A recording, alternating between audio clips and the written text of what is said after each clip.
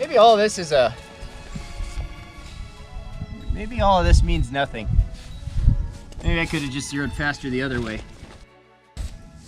Hey there. It's me, James, from Task Force Banana, TFB TV. That's a joke. Don't sue us. I'm out here today with my Cobra assault cannon, and I don't have to, but I want to zero it because this is kind of a showboaty gun, and if you're gonna buy one of these, you can expect to have to share it with your friends, and that's honestly a lot of the fun. You know, it kind of brings everyone together. ARs and hunting rifles and sniper rifles and everything, all the handguns. You know, people, you know, twist around and share them with each other, and it's fun. But you mostly come to shoot your own gun. But one of these is kind of a group activity. It's like a bonfire. Everybody crowds around, and you actually get to enjoy shooting it, even when you're not the one firing it. It's just kind of it's a reminiscent of fireworks. But anyway, though, it's like one of our first nice spring days up here in the awful north. The ice all melted, so now it's mud. But the reason I decided to film a little video is hopefully I can show a quick tip about cheating to get a faster zero. And more important than time is saving ammo to get that zero. And so you might have noticed I've got a really noob looking gun, like something from a bad movie, and I've got an EOTech slapped on the front of this thing. And the reason for that is I'm using a 1X optic. I want to be clear that it's a clear glass optic, not like a prismatic sight that's 1 power. This is something you can completely see through, a true 1X. You could also use, this one's a holographic sight in EOTech. You could use regular aim point, any old dot sight. You could even use this.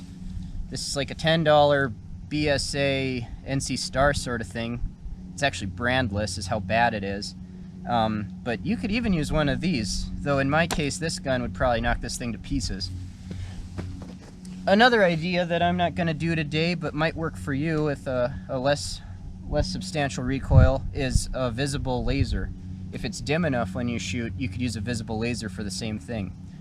But I'm going to defer to my B-roll footage of what I'm actually doing inside of the optics, and I'm going to try and make a little animation of it all. But basically, this hollow sight I've got stuck out front is just a reference point to where my point of aim started. And if the point of aim is in the center of the target when I start, and my bullet flies to the left or right a certain amount, I can repeatedly aim at my original point of aim using this as a reference point, and while I'm there, I can actually adjust the knobs on my scope to find the impact location of the bullet. Traditionally, zeroing, you would just observe the point of impact and assess how far you need to move it. This scope happens to have like a mil reticle grid, but you don't necessarily need that. You just need to know how far one click or one rotation is, depending on what distance you're at and what you're trying to do. But this isn't a video about how to zero, this is a video about how to save yourself a few rounds when you're zeroing. So anyway, the principal idea is the reticle here and the reticle here start out on the exact same location. I fire a shot, and then I proceed to move the reticle on this to where the shot impacted, and I use this as a reference to the center of the target. We'll watch the animation I'm plugging up at the top while I do this. But anyhow, out here I've got my lifelong supply of 50 cal, which is 2 boxes with, this might have 5, I think this has 4, and maybe 9 loose rounds. And so anybody using a 223 would almost certainly shoot 16 rounds to get zeroed and not even bat an eye at that. That's just you know, confirmation for them. And some people, you know, I've certainly been one of them, aren't lucky enough to get in on that, zeroed on that first 16 rounds, and that happens to everybody. But in this case, we only have 16 rounds, so we've got to make the absolute most of it. And I'd actually really like to come in under 16 rounds. And speaking unscientifically, this should be like a 2-shot zero. You shoot once to adjust and once to confirm. It's probably a little late in the game to tell you, but I'm only at 25 meters. Because if this thing shoots wide, I want to know right up front, instead of wasting rounds trying to spot splash in the dirt next to a target stand or whatever. So I'm going to try and get centered at 25. I'm also going to try and account for the height over bore, because the barrel's here and the scope's here. So it stands to reason that at only 25 meters down the road, the impacts will actually be about 3 inches lower than the point of aim. But EOTech will help with that too. So let's load 2. That'll kind of keep me honest. Even though I can edit this, and you don't know I shot thousands and thousands of $5 bullets to make a slick video to show you how good I am at zeroing, which I'm not. The nice thing about this thing is it's so damn heavy that you don't really get shaken off your zero, or shaken out of your position. I'm not personally a believer that this is any louder than any other gun. People see a bullet that's 10 times the mass and 10 times the powder, big old battleship little granules. But, you know, the bullet leaves the muzzle at close to the same speed. It's not any faster, and that muzzle brake does a ton to help protect you also. So, I'm of the opinion that it's about the same noise as any Magnum caliber rifle, you know, a 300, a 338, what have you, even some shorter barreled 5.56ers I feel like are louder. But for posterity, and because there's no reason not to, I'm going to double up on EarPro. I'm also wearing iPro, mostly because the entire internet's become terrified of 50 cals in the last year. And, you know, that's debatable whether, you know, misuse or shitty surplus ammo contributes to it, but I have faith in this thing to protect me. I wouldn't shoot it if I was worried. Though I wouldn't buy reloads from some farmer or anything. Not for this gun, you know. But I edit that out, my nasty habit there, but they go in so well. Okay, I've got a great backstop. You always need a great backstop, but you know, this is an anti-aircraft bullet from World War II, so we got an extra good backstop today. All right, let's rack her.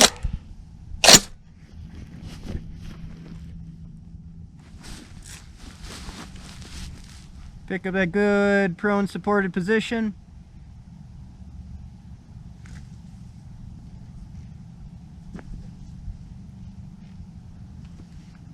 And at this distance, I really want my scope on a low power.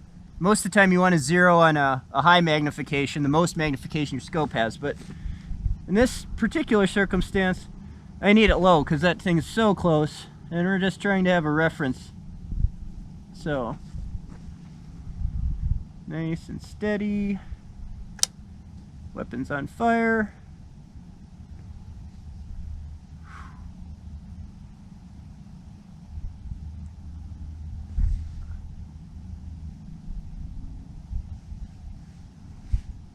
I wonder if I can get away with a little more. That's nice. Okay.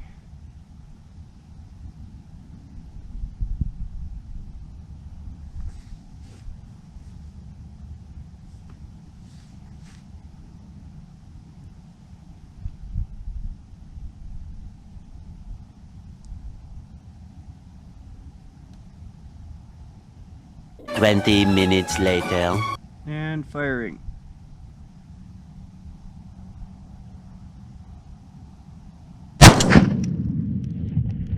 Oof. Alright, weapons on safe.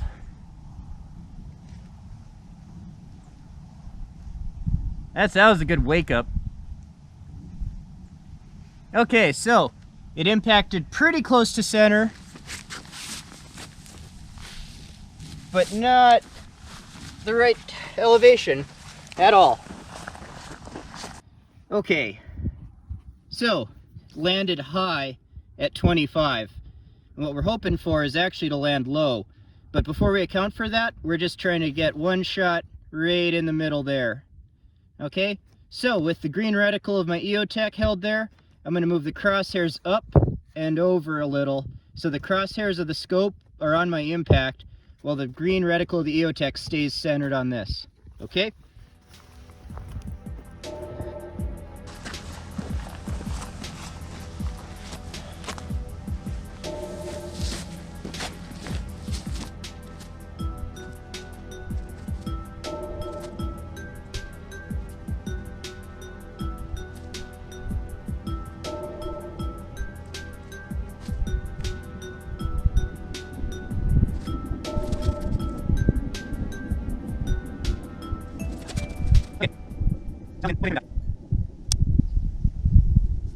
Oh, another pro tip, I'm no pro, but turning down the EOTech makes everything else easier to focus on.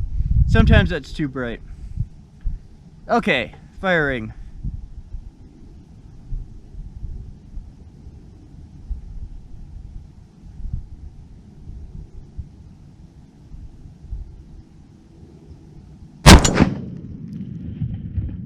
Oh. Up and unsafe. My 2 rounds are gone.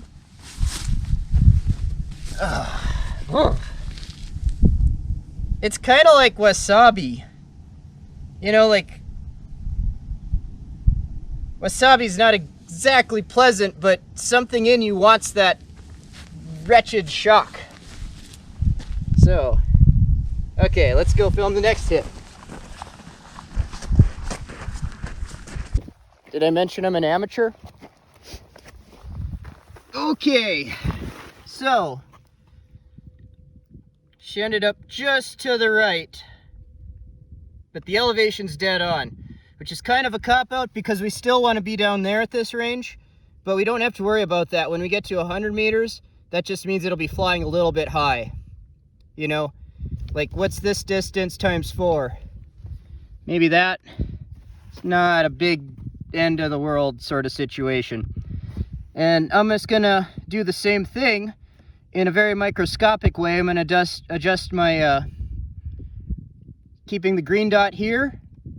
I'm gonna move my reticle to the right like a ½ mil, I think. At this range, mils mean quite a lot, but I'm gonna go like a ½ mil to the right. You don't even have to know what they are, you just have to watch both pieces of the reticles. Okay, to wrap up this part,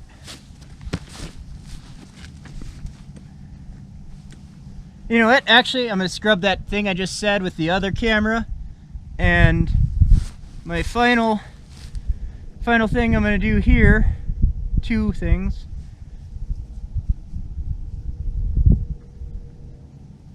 They're just too close for that parallax to work great. Alright, I'm going to finish off my left-right, which wasn't too much. It's maybe 3 clicks. 3/10 mil clicks.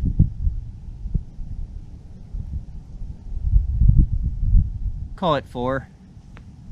Alright, now I'm gonna just kind of jump to conclusions. I'm gonna artificially plunge that 0 because I'm so close. Down. It's easy to psych yourself out with this shit too, you know. Never admit weakness.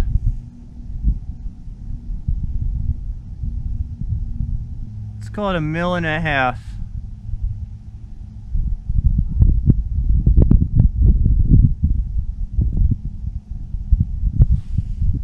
Okay, I'm gonna fire once more, and we're probably gonna hard cut to same time tomorrow, 100 meters away, and we'll finish this. Okay. Alright, now, I'm preemptively warning you, and it's gonna look worse, but it should be at the bottom center, not bottom center, but lower middle of that target. And that's because we're so close.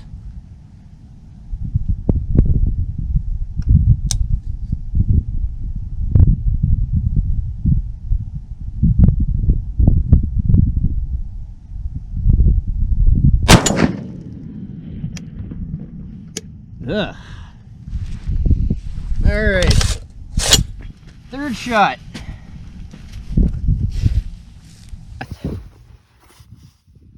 Okay. So that is exactly the elevation I wanted. I'm a little bummed that it's to the right. But basically at 100, we'll be on the paper for sure. A lot of people call these sniper rifles, but it's actually an anti-material rifle, and Hollywood really led us to think that whole sniper thing. But nevertheless, they're still really fun. All right, well, the sun is setting in Tubby Land, and fuck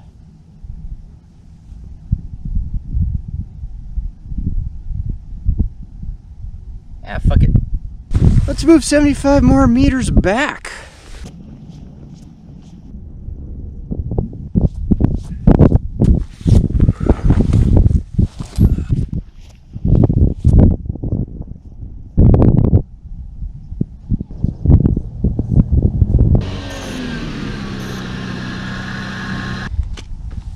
All right, 3 rounds into this escapade, we moved back to 100 meters, and I lost my bullets. Regardless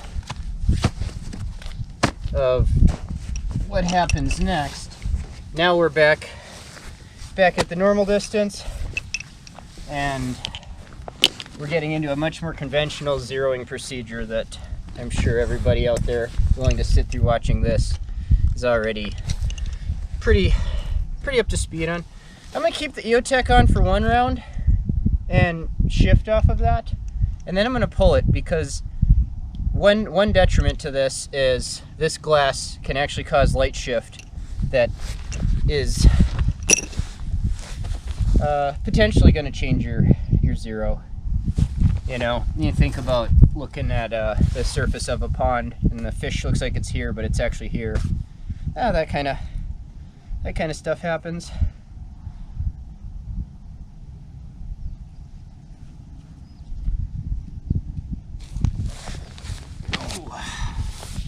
All right, single round.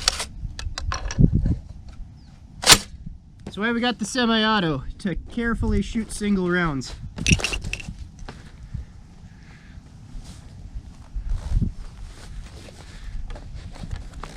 Okay.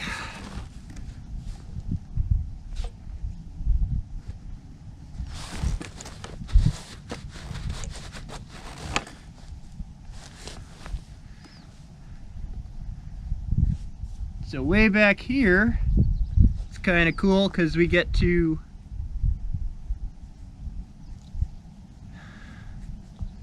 actually have our parallax match and have our magnification maxed out.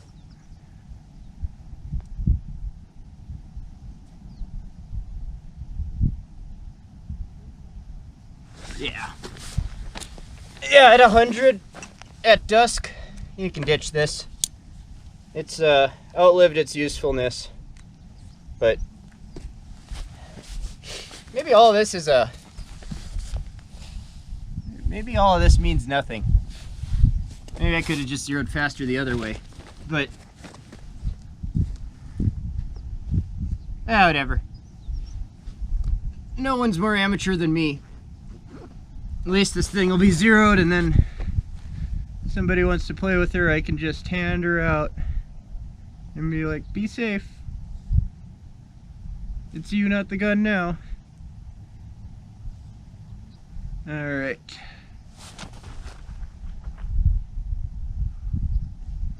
Weapons on fire.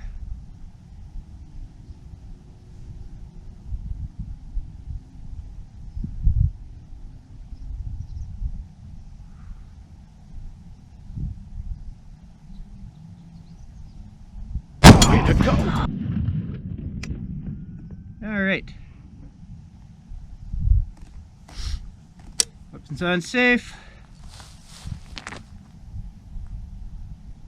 Alright, let's switch to the conventional way, because that went pretty much exactly a mil to the left.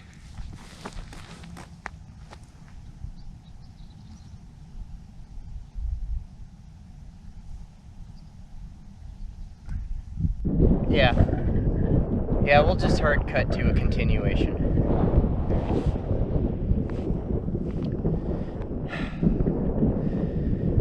Well, hi again. I got a million excuses. Work got busy. It was really cold yesterday. It's really cold today. But anyhow, taking another swing at filming this, and you know, the 25 meter zero, and the trick I showed was to get us on paper.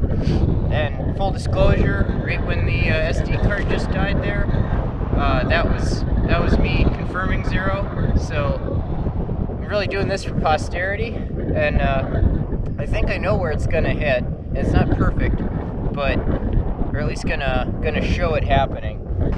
Okay.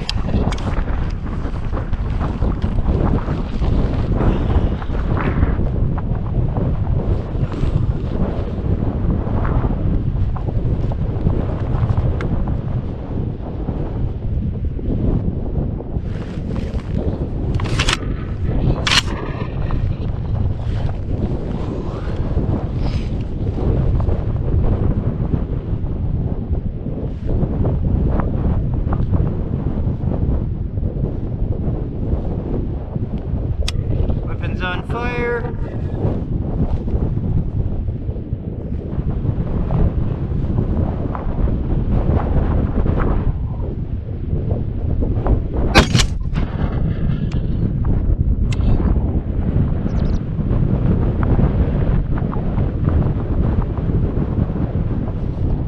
Alright. See you soon. Well, I sure hope she was recording.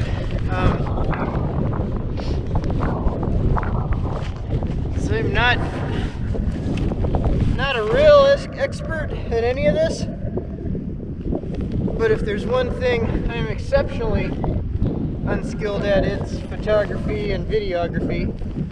But anyway, that's where she hit today. That's a $5 test. So I'm at the point where I think we should focus on trying to hit stuff farther away and gathering data on previous engagement. Okay. Alright. Well, that kind of concludes what I was trying to do today. And I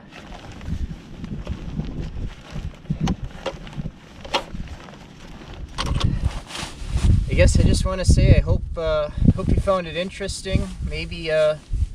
Maybe that trick was explained a little more clearly than if you've ever heard of it before.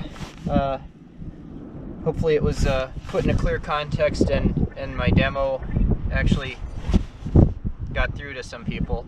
It's absolutely not necessary. It's just a little trick that adds a little confidence.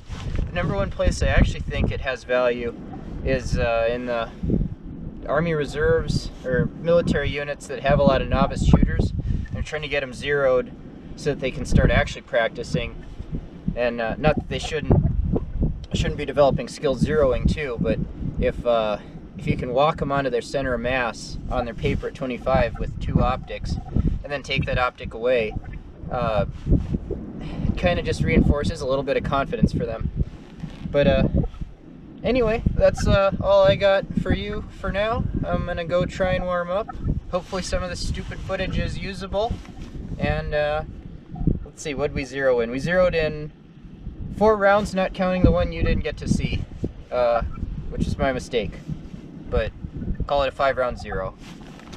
Zero-ish. There's lots of people out there right now pulling their hair out saying, that's not a real zero, James. But, alright everybody, take her easy.